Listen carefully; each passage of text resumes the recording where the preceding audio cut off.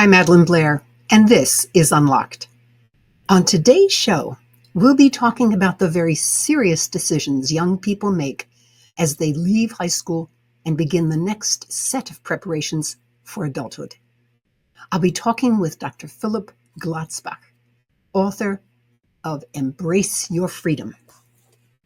Embrace Your Freedom. I love it.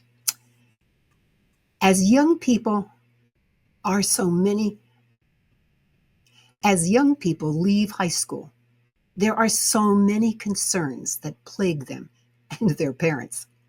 College is only one of several choices, and today's conversation will talk about that and more.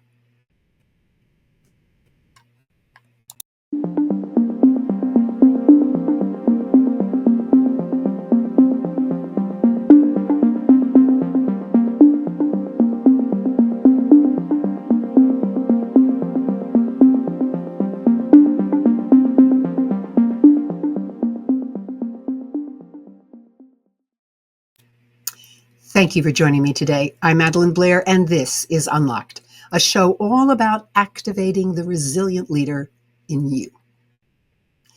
In his New York Times best-selling book, The Anxious Generation, Jonathan Haidt says, while the reward-seeking parts of the brain mature earlier, the frontal cortex, essential for self-control, delay of gratification, and resistance to temptation, is not up to full capacity until the mid-20s. Yes, it's an eye-opening book, and it knocked my socks off. Today, we're going to talk about those years when young people step into the adult world in their early 20s and how we can help them to use those early 20s to greater effect in preparing for becoming functioning adults. So if you're not in your 20s, this show is still for you. As those of us who have moved past our 20s or 30s or more have responsibilities to understand the pressures and opportunities on those in their early 20s, when their main thinking engine is still tuning up. Right after this word from our sponsor. Since the 1800s, Smith Island cakes have been a symbol of family, faith, and community. In 2009, the Smith Island Baking Company was created as the custodian of this treasure, shipping hundreds of thousands of cakes made from scratch, packed with care, and delivered to celebrations of all sizes and shapes, far and wide. Today, people just like you celebrate important occasions with a cake. When is your next birthday? Welcome back. You're listening to Unlocked. I'm your host, Madeline Blair. We've been talking about the importance of the early 20s to becoming an adult. There is so much to say, and it's time to introduce my guest. It's Dr. Philip Glotzbach, President Emeritus of Skidmore College. A lifelong educator, Dr. Glotzbach is widely recognized for his insights into higher education, institutional governance, and the urgent need for colleges and universities to prepare students not just for careers, but for engaged, responsible citizenship. At a time of profound uncertainty in higher education and society, his latest book, Embrace Your Freedom, Winning Strategies to Succeed in College and in Life, serves as a foundational, actionable guide focused on intellectual freedom, personal responsibility, and civic engagement. It equips students with the skills they need to thrive in a rapidly changing world. And it's time that I bring on my guest. Welcome to Unlocked, Philip Glotzbach. It's great to be here. Wonderful to have you. I'm really looking forward to this conversation. There's just so much to it. May I call you Philip? Yes, please. Phil is fine. Phil is fine. All right. Well, college is not the only choice for a fresh high school graduate. It is generally the most expensive, But there are reasons to think about it, even if college is not your child's first priority. Why should young people go to college when there are so many challenges and disruptions in our world? Well, let me just say, I do think that college is not necessarily for everyone. Not everyone should go, and not everyone should go right away. I think, frankly, a lot of students, particularly young men, would do well with a year off to grow another year and mature. But and let me just say, we need to do more in this country with apprenticeship programs and other forms of education that teach people how to do all kinds of things we need that you don't get in college. All right. That having been said, college is still one of the most wonderful opportunities that any human being can have. To have 4 years to explore the complete range of human knowledge, which is really what it's all about, to develop intellectually, to develop what I would like to call, following David Epstein, an intellectual Swiss Army knife, a toolkit that you need to succeed in the world and to be a complete human being, to test drive your adult self, to do all those things. So it's a time of intellectual development, personal development. It is preparation for a career. That's right. We can talk about that a little bit more. And Madeline, as you said, it's really preparation for citizenship, which is something that has dropped out of our conversations about college and the purpose of higher education and so on.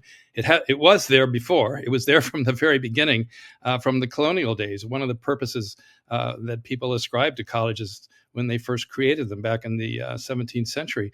But we need to recapture that. We need to understand that college involves a private good that individual graduates take away with them, the preparation for their life, and again, as I said, careers, but also it's a public good. It prepares people to be informed, responsible citizens. And today, as you said, it's a very complicated time. It's not easy to be a functioning adult today. There are all kinds of reasons for that. And so what I try to argue in this book is to say, look, what you can do as a new college student is to be intentional about this journey you're about to take. Don't go to college by default. Don't go just because it's the next step in your life that everyone always expected you to take. Go with a purpose, and go to understand that there are these various dimensions of your life that you should be developing. And the tools that you're going to need later on are there for the taking if you are intentional about getting hold of them in college. I love the phrase you used, that they become a public good, their education, even though it's resting within them.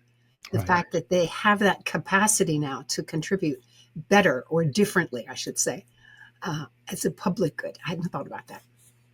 Well, and I would say, and again, none of these arguments is particularly unique to me. Um, this book talks about liberal education, which is the core, I think, should be the core of any college or university education for an undergraduate. And the word comes from Cicero, the first century BCE, and he took it from the Latin word liber, which means free. And the liberal education is the preparation, the appropriate preparation for someone who is free.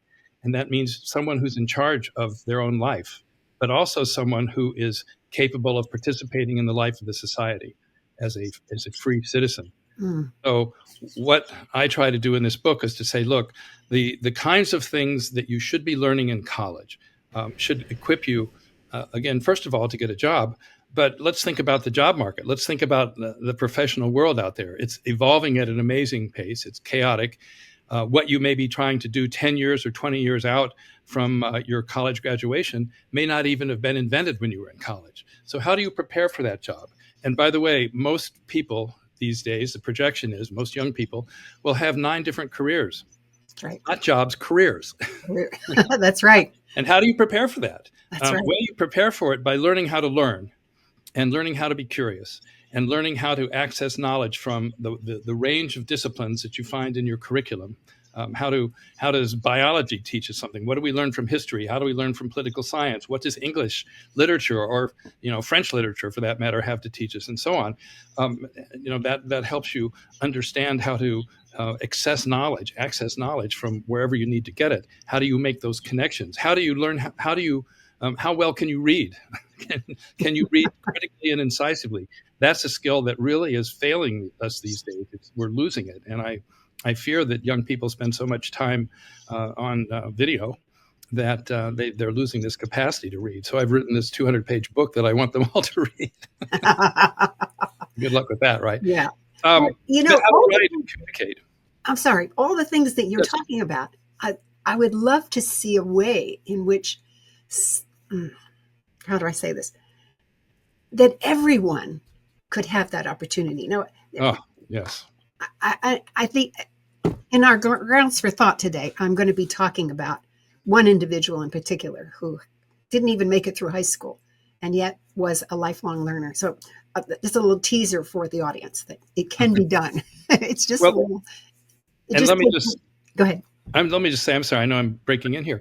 It's not just college. I mean, we should be giving people these skills and abilities all the way up K through 12, and some schools do it better than others, and some do a pretty bad job of it. But I'm focused on college. So what can we do in college? And the point I really wanted to make here was that these liberal education type skills, all the things that you should be learning from your courses in college, and regardless of what your major is, you should be gaining these skills, are the same skills you need to be an informed, responsible citizen. You need to be able to listen to what people are actually saying and to interrogate arguments and to understand if there's an empirical claim being made, some claim about the world. Well, all right, there are ways of justifying those claims, of grounding those claims in data and in inquiry and so on, and that it's not always easy to figure out what the truth is, but you have to work at it. And so all those skills that make one highly valuable in the professional world today and potentially highly successful in that realm are the same skills that make one a good citizen. A Absolutely. reliable, informed voter, someone who can have conversations with neighbors and listen to what they have to say. That's another part of it, listening to people who don't necessarily agree with you. We're not good at that today. Oh my goodness. Do I have to really? Yeah, sorry about that. I hate to break it to you. Well, I It's hard want for any of us. it is. It is. Because we like to hear what we believe because it's just easier on us. Right. And we have to, one of the things I talk about in my work on resilience is get over the fact that you're going to be comfortable all the time. There are going to be times when you're uncomfortable, and that's normal. In fact, life is even designed that we get stronger when we're uncomfortable. So Yes. I mean, one thing I say is that, and that should be at college.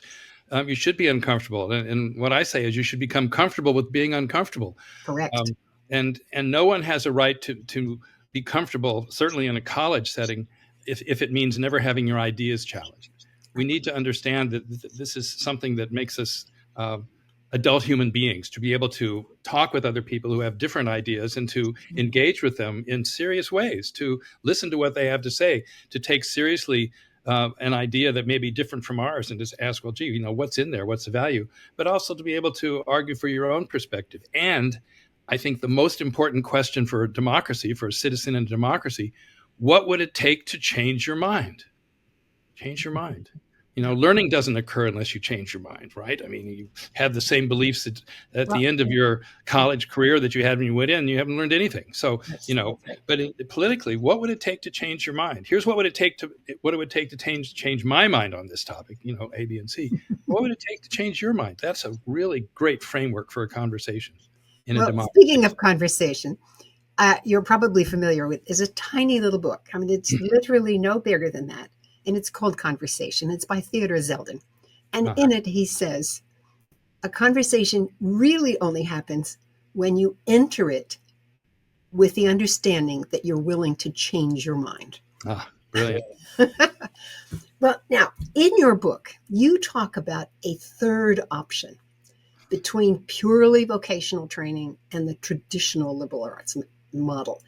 I'd like you to really tease that out more because I think there are so many young people now who are really questioning that aspect.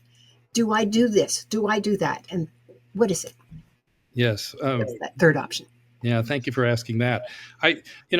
One of my gripes about the world these days is that we provide young people with so much misinformation, you know, ideas about what college is all about and what life is all about that just aren't clear.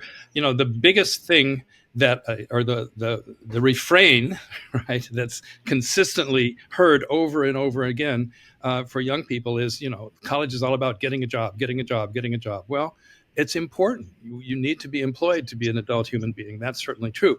But what we have today is an overwhelmingly transactional viewpoint about what college is all about. What I like to say is we look at college as an educational ATM. You deposit your tuition and fees for 4 years, and then 4 years later you withdraw a certificate that leads you to get a job. Well, okay, how much more boring could that be? Right? And we wonder why young people who approach college with that mindset find it unfulfilling and boring, and they just don't enjoy it. If you change the mindset here and say that college instead is about your personal development, it brings you to a whole other place, to a whole other experience with your college career. And so, one extreme here is just this notion that all college is about is preparation for a job, and you'd better take the narrowest possible course of studies to get you that job after college. And let me say one other thing. That's also really a bad strategy, because when you start college, there may be some ideas about, gee, what's the hot profession or whatever. By the time you graduate 4 years later, that may not be the case. That's right. I mean, we could give lots of examples. Okay, the other extreme is the extreme that I've lived with forever, and there's value to it, and that is that the kind of education you should be getting in college is a thing of value in itself. That just explore it and don't think about anything beyond what you're doing, and revel in it, and there's value to that too. It is intrinsically valuable, and it is intrinsically satisfying to learn. Aristotle said the most pleasurable thing of all is to learn. Of course, he was a philosopher, so he would say that. And we want to talk about a third option. It would be to understand, again, that yes, I mean, college is very expensive. Families have to sacrifice in many cases. They have to go into debt. Students go into debt. And so you don't want to be cavalier about saying, well, you don't have to worry about getting a job. Of course you do. And so students can be sensible about that. I think that students, for example, should visit their career development office or whatever it's called on their campus right away and think about internships and, what exactly do I want to do with my life? You can start thinking about that. You can, have those conversations with yourself. But realize that the worst preparation for the professional world today is a narrow one. So you want to have this broad preparation I've been talking about. And so somewhere in between, you can have some thoughts about what you might do. You can ask people in whatever major you've chosen, and you should choose one because number one, you're good at it, and number two, you're excited to study that field. It's something that intrigues you. But talk to your professors and alumni from that field and say, well, what have you gone on to do? And you'll be surprised. There are so many different things that people can do with any given major. And then the other point that you were mentioning, and that is citizenship, which is not an abstract intellectual matter. I mean, it's very practical. Elections have consequences. We know that, right? Citizenship is actually important to the world and to our experience of the world. And so by thinking about citizenship and these other things I've been talking about, you're really charting a course between these two extremes. One where you're only thinking about, I'm going to get a job and have this sort of career-focused education, or the other extreme where you're thinking, well, I'll just sort of study whatever I want and have a great time at that. No, I mean, you can think about your future, think about your place in the world, think about the concerns that are out there in the world. What are the issues of the day? Engage with those issues, with your fellow students, with your professors. Think about them. Develop your own perspectives on that, so that by the time you emerge from college, you have thought about a lot of different things. I want to go back a little bit to this aspect of preparing for work, whatever that is. And I had a wonderful person on the show several weeks ago, Michelle Borba, and she was talking about how you build up children. Well, we called them kids because she considers children up to 18, and right. Teenagers don't want to be called children, which I understand. Young people. Young people, that's right. And one of the things that she said was that one of the biggest things that we can do to prepare them for work is empathy. Because apparently, when you really talk to companies, they're looking for people who know how to feel other people's concern because they're serving other people. I mean, after all, a company's about delivering some product or some service to a customer. If you don't have any empathy for that customer, you're going to miss the mark. So it turns out that's a really important one. And I know, I'm thinking back, gosh, those many years ago when I was in college, when you get into those kinds of engagements that you're talking about different ideas, whatever it is, whether it's in your topic or not, those are moments when you really learn from the other person by opening your mind to them as well. That's absolutely right. And if you want, empathy is an enormously important concept, and it's one of the places where you learn empathy is in literature courses. When you delve Yeah, into a story, a narrative, or a poem that takes you to a place that's not your place, whether it's someone else's life or someone's life that from a very different situation or a different century, yeah, a different world, and to learn that there's humanity in this person's life, that this person has desires and needs and so on, and may look at the world differently in certain ways. But so that's one way we expand that, and we expand our creative imagination, and we need that in order to have ethical relationships with other people, because we need, I mean, for me, the origin of all this is basically the set of values in the Declaration of Independence, that all people are equal and they deserve respect. But what does it mean to respect everybody? It means to understand that this person's a human being too, even if this person seems very different from me. yeah. So, with empathy, I can have the capacity to listen to that person, learn from that person. And one of the things I do in this book is I've got a couple of stories about people, students who did this, and they're marvelous examples of what can and should happen in college. One of the arguments for diversity, which is a term not much in favor these days, is that if you have an environment with a lot of different people from a lot of different backgrounds, you have the opportunity of making friends with people who aren't like you. Yes. And your world opens up. It expands your mind. Yes. So I have to digress on that one. Uh, please do. the the shock that occurs when you join the World Bank. I used to work at the World Bank. I was a division chief there. Right.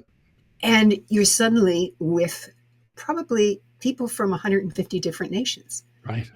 And that many cultures and Right. almost that many languages.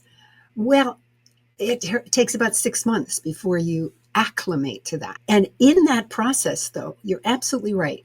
You suddenly see the world entirely different, and it's beautiful. It's not.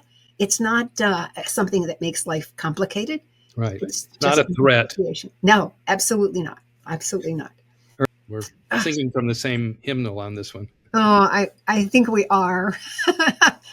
having And you, having spent many years in higher education myself, yes. and I enjoyed I enjoyed learning. And that's just who I am. My mother raised me that way. She And was you enjoyed teaching. You actually enjoyed teaching. I love to teach. People who've never taught do not understand the sublime joy of teaching. Yes, They don't get but it. it's that moment. Well, I think every parent does. If they watch their That's true. children, That's if they true. watch their children carefully, especially when they're like 1 and 2 and 3, Right. and they suddenly see something for the first time, Right. you get such a joy from that. And a teacher gets exactly the same thing. Yeah. As And you people watch should their eyes. make that connection. And unfortunately, today we see a lot of parents who have pretty antagonistic relationships to their kids' teachers, and sometimes with colleges and so on. And there are reasons for that. One can understand, but it would be helpful for parents to try to remember that moment and those moments, and Yes. to say that this is what this experience, whether it's in 8th grade or whether it's junior year in college, your student, your kid, your child should be having these experiences. And it's the teachers with whom they're interacting who are, one hopes, if they're good, and most of them are leading them to have these experiences where the light bulb goes on. All of a sudden you see Yes. something. And Yes. that's the most amazing experience, both from the standpoint of the person who's having the insight and the teacher who's set up the possibility of that insight happening. Yeah. I hadn't thought about it from the perspective of what you just shared, that Yeah. there are parents who don't quite understand that. Yeah, I just have We to forget. remind them that they're teachers too. Exactly. We forget. And you know, the other thing that happens, unfortunately, in a lot of K through 12 experiences, is we beat the creativity and the curiosity out of those kids. I mean, you know, they're not rewarded for asking the crazy off the wall question. They're rewarded for getting the answer, you know, giving the answer back to the teacher. Now, that's a caricature, and a lot of teachers today are terrific, and they really go well beyond that. And there are school systems now, and you know, private and public schools that are trying to set up to do that. But we need to do more of it. We need to be teaching these younger kids how to think, how to be critical, how to ask questions, how to be curious, and we need to Yes. reward that. And then, Yes. In fact, you know, it's funny. Whenever I give a talk on resilience, the yes, question that comes is, how do I teach my child to be more resilient? And don't wrap I them in bubble wrap. well, that's for sure. But what I often say to them is, get them to ask questions, because resilient people are insatiably curious. They're just people who want to learn new things, because if they get uncomfortable, they want to be able to figure out how to get back to where they need to be. And Yes, so it's just a question that always comes up. it's I a like, it's a wonderful point. The wonderful little book, I think it's Ishi, about this Native American who was the last of his tribe. You know, probably the end of the 18th century, 19th century rather, and the anthropologist who's talking with him or whoever, you know, brings him to a train station, and he's going to go on a train ride, and so this locomotive comes roaring in. It's the first time he's ever seen something like that in his life, and you know, he's sort of, but he gets on the train, and so the person asked him, how could you do that? It must have been terrifying to see this. How could you get in? He said, well, my mother always taught me to be more curious than afraid. wow, that's And marvelous. curiosity trumps fear. It was what you were saying. You know, Yes, it does. to ask questions is to put yourself in a position where you can get past what you're afraid of and open your mind, perhaps That's even right. change it. That's right. Mm. Well, actually, speaking of this, uh, now we're really talking about this subject as teachers, not as politicians or anything like that. But what does it mean to say intellectual freedom, especially in this time of disagreement? Mm. Well, intellectual freedom is an enormously important concept, and I connect it up with freedom of speech and the First Amendment. You know, you can't, if you're not intellectually free, you don't have anything to say. Let's talk about intellectual freedom in college. What we should be doing as professors, as students, as teachers, as learners, is exploring a range of topics within a range of subjects, and taking those inquiries where they lead. You know, there shouldn't be things that are out of bounds. So whatever my subject matter is, whether it's 19th century literature or contemporary politics or comparative politics or whatever, you know, we should be able to investigate and let the conclusions come where they may. And the high bid is to have, you know, differing points of view on a particular subject or whatever, and explore those points of view and look at their merits and their strengths or weaknesses. That's what intellectual freedom is all about. It's the capacity to think about the world, the natural world, the human world, social world, um, in ways that allow us to ask questions.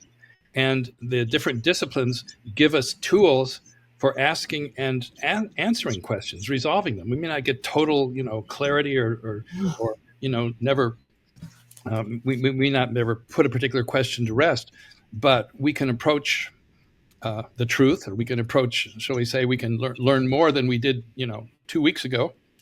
And if you don't have the capacity to follow a train of inquiry where it goes, then you're cutting yourself off from some knowledge that could be very important. Hmm. Important to you, important to the world, important to the company in which you work, Yeah. the country in which you live. You said something now that I had I had never heard it said that way. That the different disciplines give us different questions. And as soon as you said that, I thought to myself, my goodness. In undergraduate school, in college, I studied mathematics. Ah, I went in as a chem major, and it took me 2 weeks to discover that I really loved math. So I shifted over to math. But as you said that, suddenly I began to realize in my own mind that that training in mathematics, I look at the world and ask certain kinds of questions Yes. because of that. And it's exciting that if you're in a liberal arts situation, which means you're looking at lots of things, that it gives you that place where you can test out different questions. And and I go back to that earlier point from height, that the brain isn't even fully formed and crystallized until you're about 25. Right. So this is a fluid time. It's plastic up there. It's moving around. So you've got to give it patterns of behavior and even patterns of thinking that help tell it how to formulate and go on to the future. Well, absolutely. And, it's interesting. I make that point in my book as well. And I think a lot of young people and parents don't necessarily understand that developmental sequence and when the prefrontal cortex is fully wired in. And it explains a lot. It Young, does. young people are wired to be daredevils, Yes. from teenage on. And it makes them great learners. They're terrific learners. But Yes. yeah, they may not always have the ability to say, maybe I shouldn't exactly do that. Uh, and so yes, I love what you just said about patterns of thought. That's what different disciplines give us. They give us ways of interrogating the world. Mhm. And if you Mhm. think about the difference between a sociological investigation of a particular event, um, say the reaction to Hurricane Katrina, how did the society react in certain ways? What were the patterns? What did we discover? How would a psychologist approach that?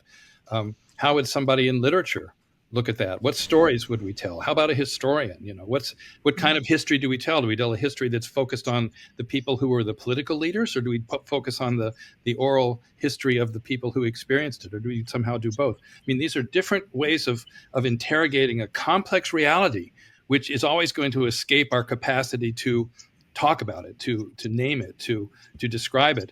And so by looking at it in these different ways, we come up with a set of insights that ultimately give us a robust and one hopes more adequate understanding of whatever it is we're looking at. Yeah. That's You what education is all about. And And that's what we need. you spoke about it now from the question of different disciplines. Uh, I've often when I work with audiences and we're trying to get them to understand that we actually create our reality based on how we think. And I'll say to the audience, now, you guys on this side, I want you to look at this audience, look at this auditorium that we're sitting in. And I want you to imagine that you're in charge of security. Now, what do you see in this audience? Now, in this auditorium. Okay, you on the other side. I want you to look around this and pretend that you are the cleaning lady. Now, what do you see? Right. Well, it's wonderful to see the different things that people see just from those two perspectives. And how So, about the people who are in charge of fixing the leak in the roof? as well, Madeline, I take your point, and I agree with that. That we come at these things different perspectives. I would say we don't entirely create our reality, if that means, which I don't think you meant actually, creating it out of whole cloth, because in fact the world is out there, of course. and if we don't have a conception, if we don't have a conceptual framework that actually fits in certain ways with the world, we might get ourselves into trouble. If I'm not aware that the traffic is moving out there at 60 miles per hour, and I just blithely step off the curb, as unfortunately too many people do today because they're on their phones, right? How many times do we see this? The world may actually deliver a very uncomfortable message to me. Mhm. And so there is a world out there. And again, we interrogate it in all kinds of different ways. And when we make empirical claims about it, some of those claims have a greater claim to our trust and validity.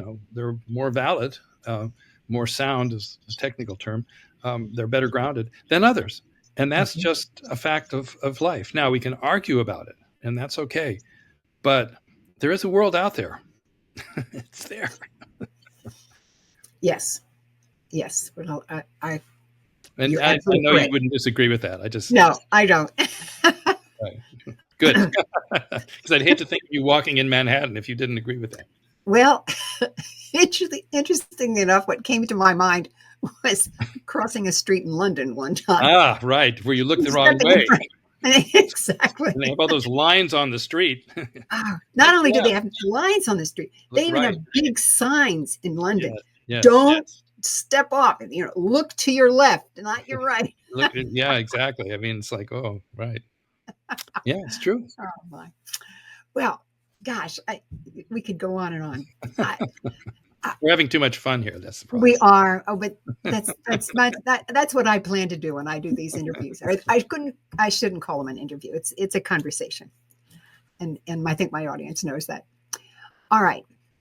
Now, what we've talked about are how we expose expose students to different things and give them the opportunity, and also the environment in which they can test things out because they are in this period of time. And the other thing that college gives them is safety. They can test some of these different questions out, Right. knowing that they're not going to get taken off. Yes, I agree with that, and that's what we talk about safe spaces, and that's a concept that one could unpack in lots of different ways. First of all, students have the right to be physically safe and safe from harassment and attacks of any kind. That's a given. That's true. They ought to be in a place where, again, they can test out their ideas, and test out new ways of thinking, and not be ridiculed for having some idea but also not be safe from having their ideas be challenged and Correct. interrogated. So that's one kind of learning. There also, I have a line in my book that actually was something said by Tommy Tish. He said, college is where you get to test drive your adult self and Yes. your new adult self. And I think Well that's exactly right, because you're test driving a lot of other things too. You're test driving your values, which is why I talk about that so much in my book. There's a chapter called "Do the Right Thing," and chapter about giving back. And I quote Horace Mann, the famous American educator, who said, "Be ashamed to die until you have won some victory for humanity." And I just Yes. think that phrase encapsulates so much. Going to college is an enormous privilege, even for kids and families who have to just scrape and sacrifice, and it's so difficult for them, and others economically it may be easier. But whatever it is, it's an enormous privilege. About 40% of the United States population has a college degree, maybe slightly above that now. Across the world, it's less than 10%. I mean, just to have the opportunity to gain a college degree is an enormous privilege. And with that privilege comes responsibility. Responsibility, again, back what we were talking about before, to be an informed, responsible citizen. Um, we could go on to that, but also just to care about other people in this society who are, by the way, integral to your own success. Nobody succeeds on their own. And part of understanding, having a more mature concept of freedom, is to realize that it's not all about everybody having their hands off of you, but the more mature concept of freedom and understanding, and I talk about this, is to understand that freedom requires discipline and self-control and intentionality. And I quote a Eastern European poet, Miroslav Halep, who says, a marathon runner is more free than a vagabond, and a cosmonaut than a sage in the state of levitation. I mean, what does he mean by that? To be a marathon runner, and I can speak from experience, I've done it, requires an enormous commitment and discipline over a long period of time. And, Mhm. you have to go out and run in the rain, and when you don't particularly want to in the morning and all that, and it's not easy. And then to run 26.2 miles, that ain't easy either. But to accomplish that, gives you a feeling of accomplishment that you can't get in any other way. But by the way, you can't be a marathoner alone. Somebody has to set up the race. Somebody has to do, think of all the different things that have to happen. What about somebody who's an astronaut? It is an incredibly brave thing to be an astronaut, particularly in those early days when they didn't know if the rocket ship was My going to goodness, perform yes. or not, right? But they didn't do it alone. Think of the enormous team that's responsible for making that thing happen.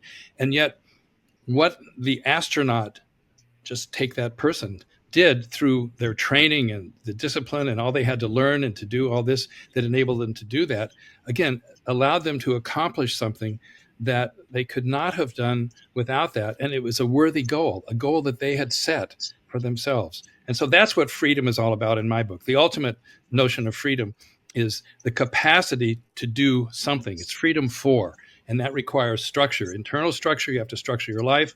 It requires a community that provides the resources, the possibility of your doing this. And that is a universal feature of human existence. We do not do things on our own. We deserve credit when we do something, but we also have to understand that we did this in part because other people created the necessary conditions for our doing this. And that's a more mature understanding of freedom than the sort of, freshman college understanding of freedom means my father's not going to be there. So if I get drunk tonight, he's not going to chew me out. I mean, that's one kind of freedom, negative sort of freedom from external constraints or control, not unimportant, but this other form of freedom is so much more important to us as human beings.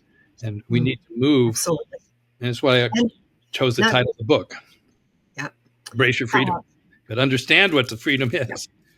right. Anyway, I do it. I And digress. and it also not only builds you, it also builds a whole society that way. Yes. Well, speaking of building things, how can parents support their young people in that delicate time when they think they're adults, but they're Right. not quite When fully they're not. formed? Right. And when they've decided their parents are idiots, let's Yeah, face it. that too. I mean, one thing that I'm sure you've said, and I say to parents, is look, in the next 4 years, you're going to get a lot smarter. So just Yeah. wait for that. You'll become much smarter by the time your kid graduates from college. So wait for that.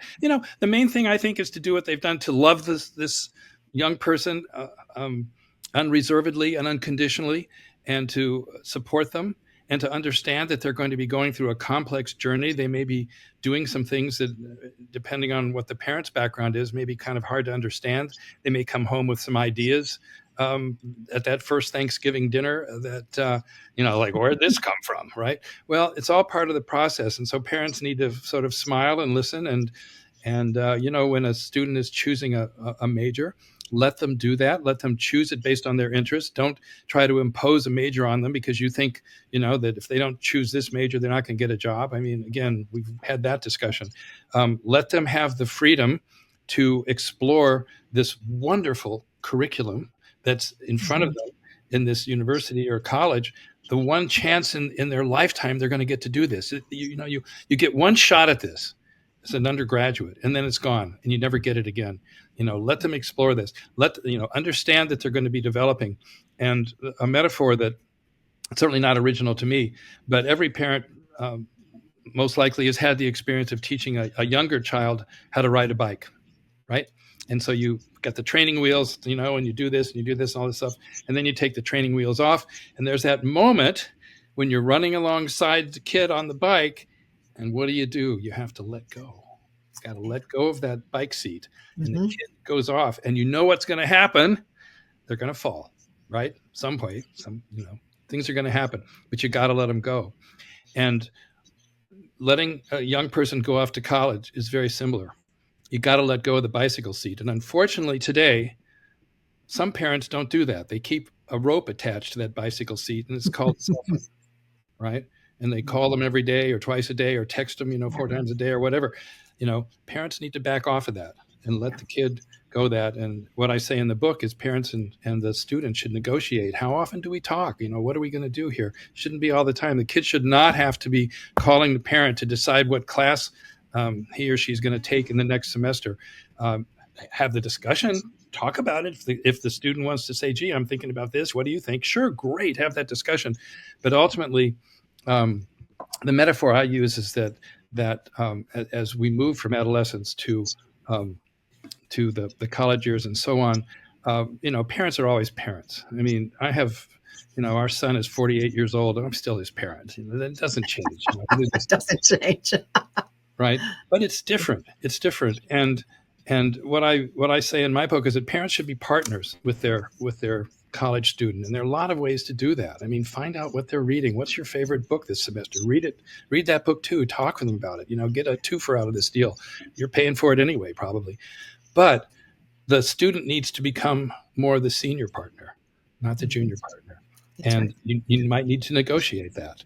And so parents need to realize that this is what's happening and to be intentional about it. And again, one question that I think we should always ask as parents is, what could this young person accomplish if they knew that they had our complete and unreserved support? So support, ask questions, be ready to let go, understand there's going to be some pain. But at the end, what you get back is this young person who you really want to hang out with. And again, you've learned a lot in that 4 years, right? You've gotten a lot smarter. So they want to hang out with you. And it's really a wonderful thing that happens over those 4 years. The word transformative or transformational is often overused, but I do think that college is a transformational moment in the life of a young person. You become something quite different by the time you finish your senior year than you were when you were a freshman. And it's just what happens. And if you go about this intentionally to develop not only your intellectual capacities, but your personal values. What do I stand for? Who am I?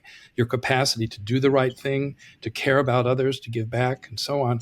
You emerge from that as a different person. Yes. Well, speaking of being a different person, you have been a different person on my show.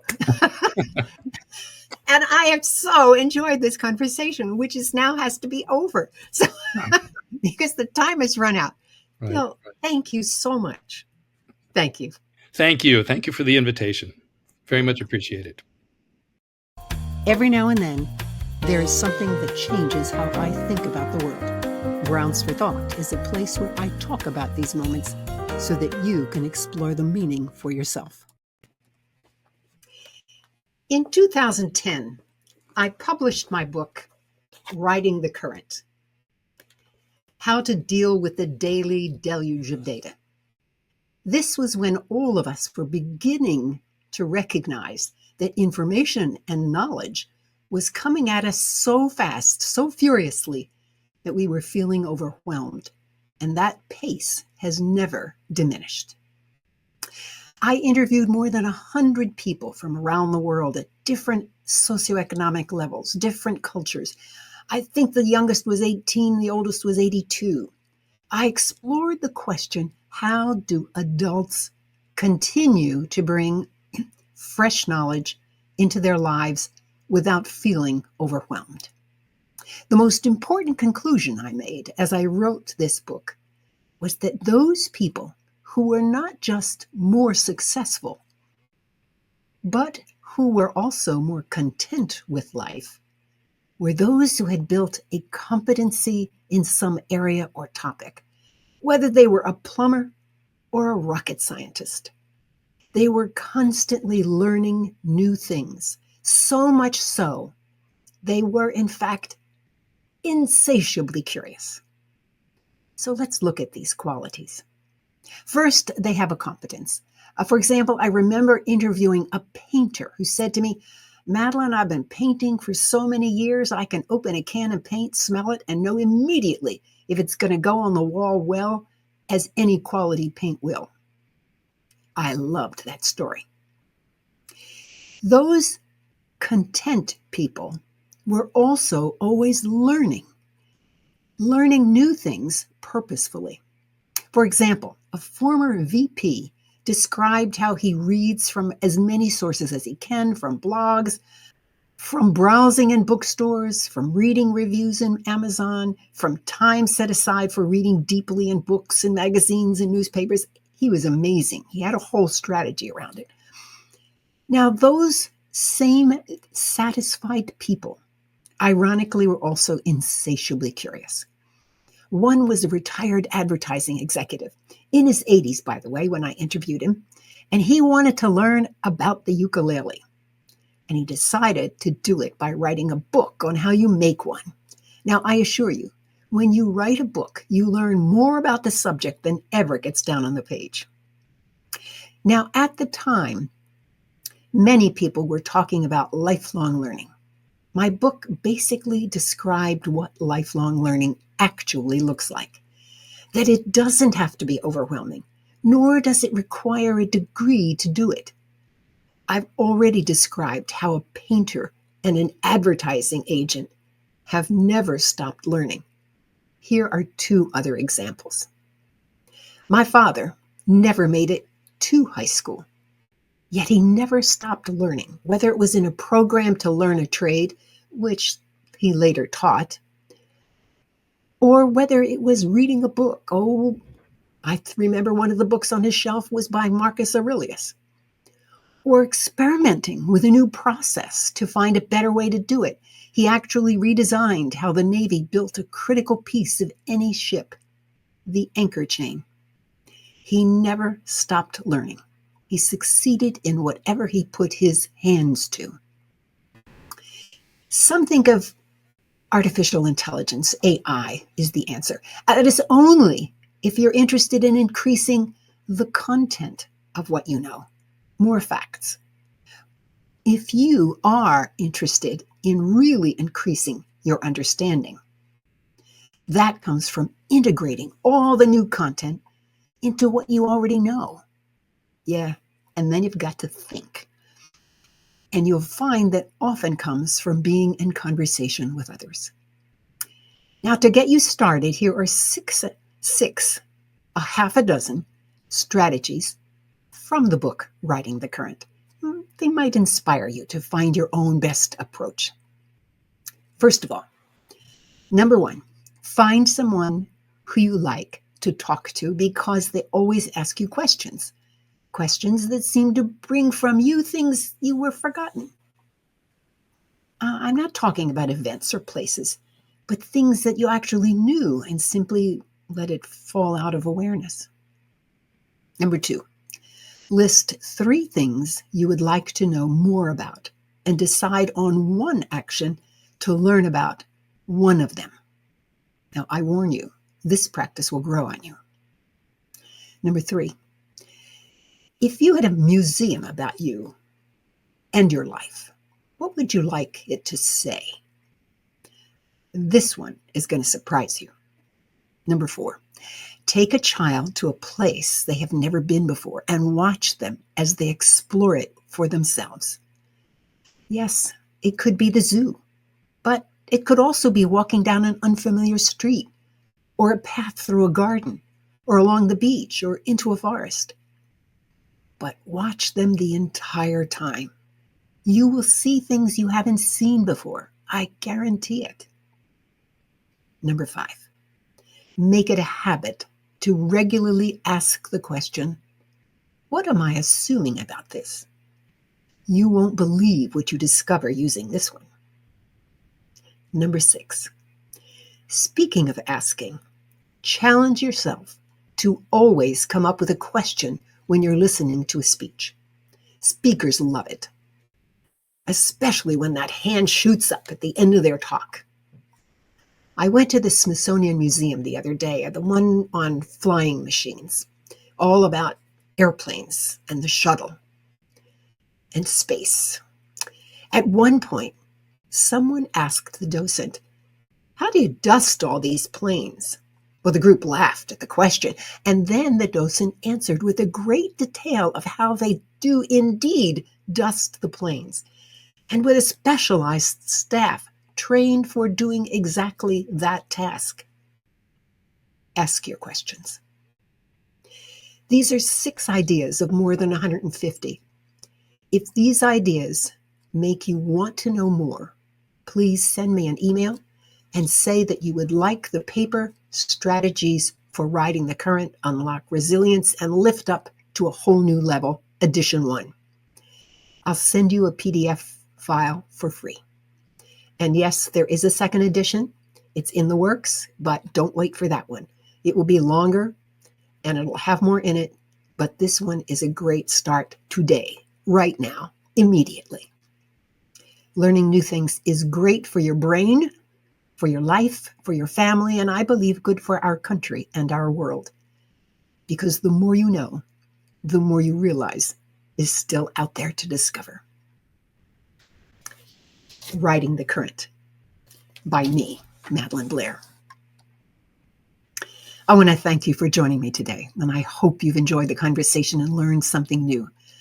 I love interacting with you, hearing what you are thinking about or concerned with.